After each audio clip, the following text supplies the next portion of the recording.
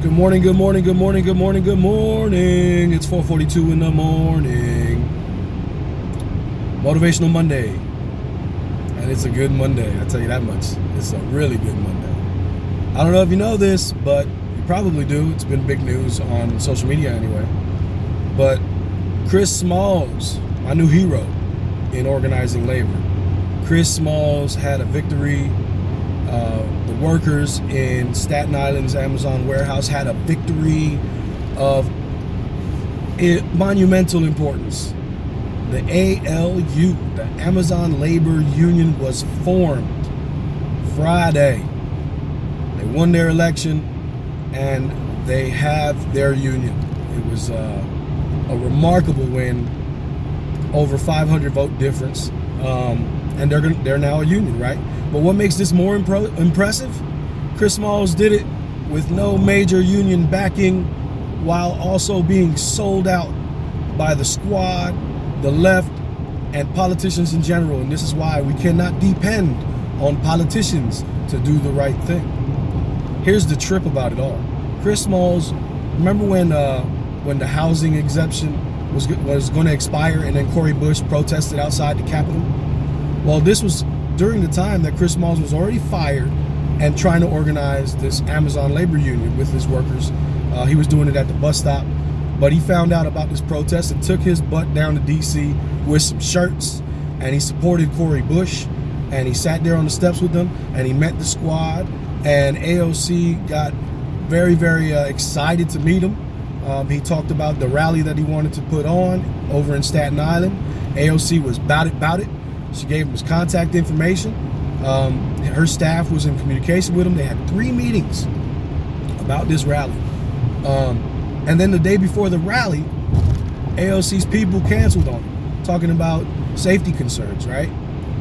A couple weeks later, AOC's at the Met Gala with a Tax the Rich dress on, while Chris Smalls was let down.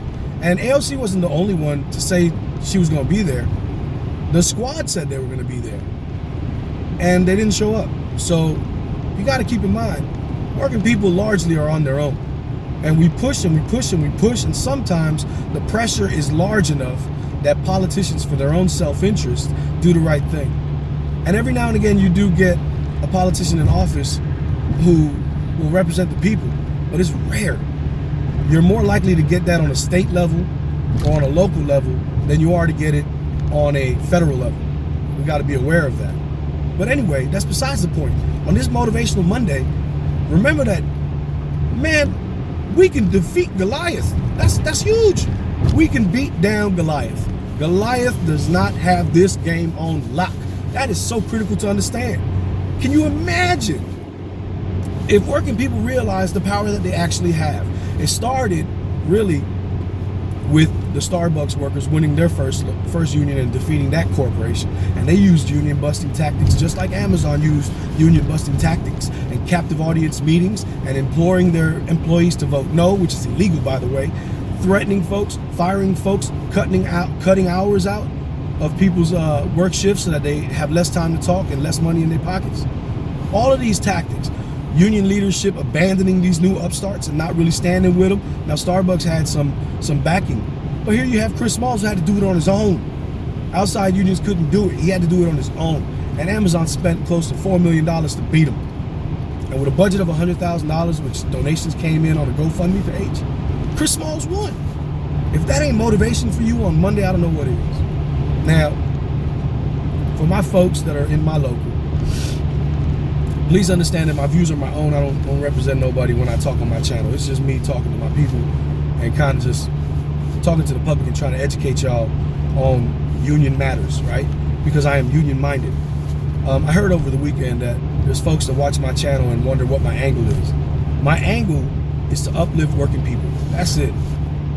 I'm not like these other cats that get in, some of them which get into this game of trying to lead for personal gain. It's never been my motivation. If it was, I'd be chasing money up the corporate ladder, but I'm not. You gotta understand, we are in the fight of our lives, and we've been in it our entire lives. The only difference is now I'm aware of it. I didn't know this fight was going on in my youth. So I had a lot of backwards views in my youth. Views about exceptionalism and thinking that I was like the bomb and I thought I was dope. I'm so amazing. Ego, pure ego in my youth. But as I grew and as I experienced life, I've come to more deeper understandings of my existence on this earth and my purpose. I know that sounds philosophical and it sounds, kind of like some preachy stuff, but nah, think about it. If you don't think about your purpose on earth, what are you thinking about really? I mean, we got to have a deeper understanding of humans, our relations to nature, our relationship to each other, our relationship to God and the eternal. We got to understand all of that, because that's what existing in this world, that's what living is, right? We're here for a short time. We're not here for a long time. Let's make it a good time. And for 50 plus years, working people have been getting crushed. And it was ramped up with Reagan when he fired all the air traffic controllers. And that made unions and workers terrified because they didn't feel like they could stand up for themselves, because they felt like nobody had their backs. But here's the key, and here's the important thing, and here's the beautiful thing. We have to have each other's back. That's across industries. We have to have each other's back.